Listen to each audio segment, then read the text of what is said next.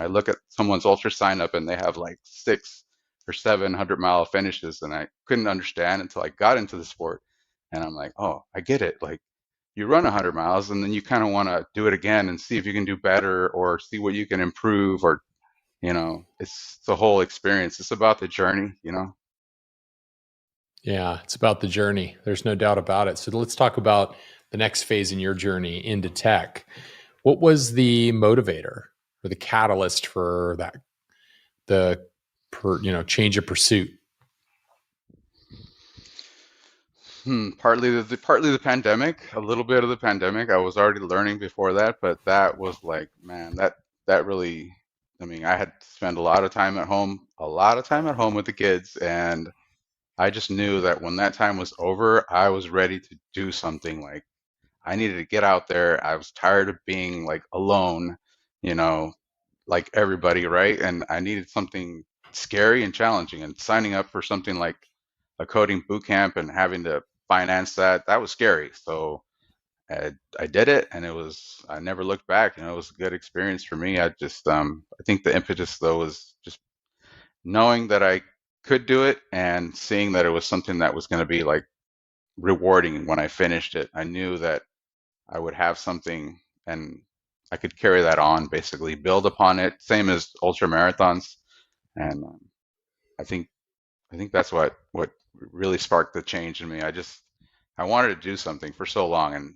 learning on my own just wasn't cutting it.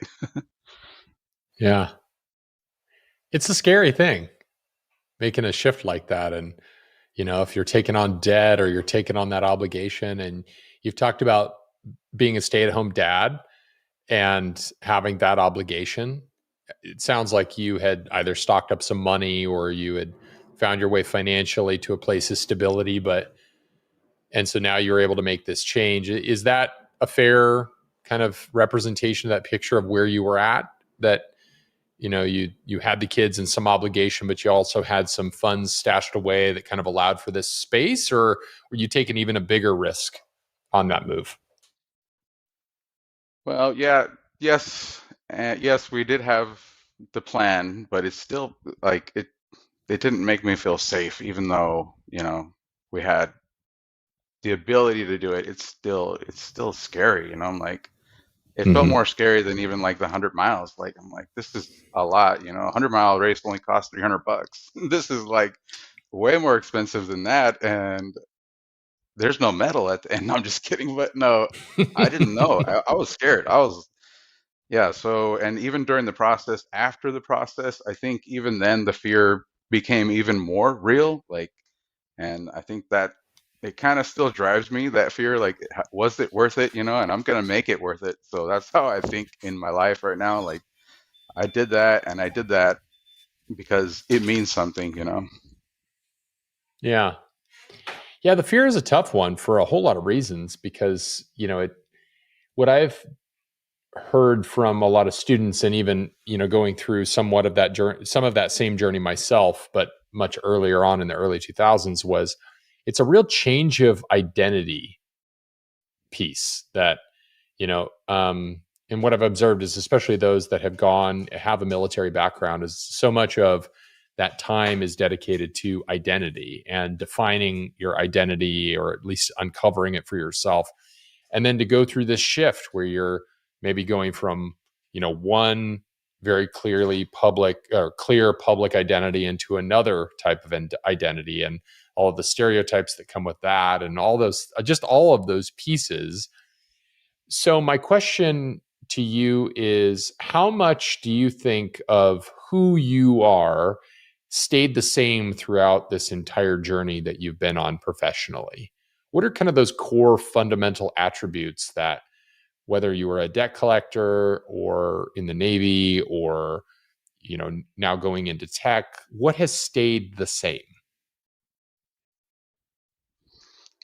Good question. So for me, I think what has stayed the same is I always choose things that are really difficult to accomplish. Like my goals maybe are too high, but I like that.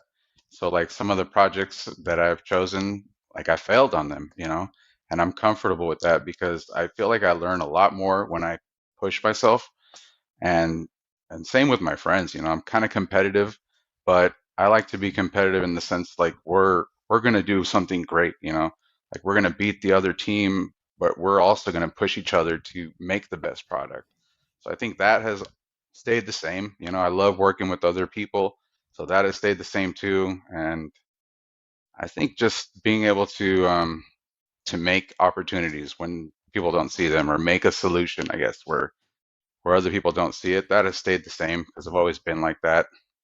So let's talk about the advice you might give to somebody else who's planning to make a change.